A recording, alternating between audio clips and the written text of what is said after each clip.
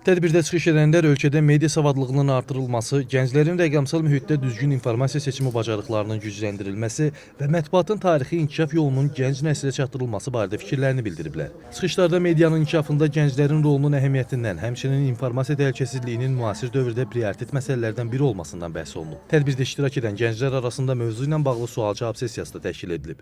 Gənclər media savadlılığı, informasiya təhlili və müasir mətbuatın vəzifələri barədə suallar ünvanlayıb, mütəxəssislərlə fikir mübadiləsi aparıblar. Qələbə çaldı. Yəni hal-hazırda bizim üçün ən vacib silah nədir?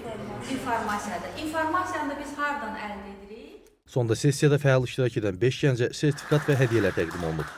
Milli Mətbuat 150 rəqəmsal erada gənclər və media savadlığı layihəsi çərçivəsində keçirilən təlimlərin əsas məqsədi rəqəmsal erada gənclərin mediada yayılan məlumatlara daha diqqətli yanaşmalarını təmin etmək, yeni media alətlərindən istifadə bacarıqlarını inkişaf etdirmək, eləcə də dezinformasiya ilə mübarizədə maarifləndirməni artırmaq və gənclərin bu mövzuda həmrəyliyini gücləndirməkdir. Samik Nuriyev, Atabəy Səyyad, Asil Fədəliyev, NTV Xəbər.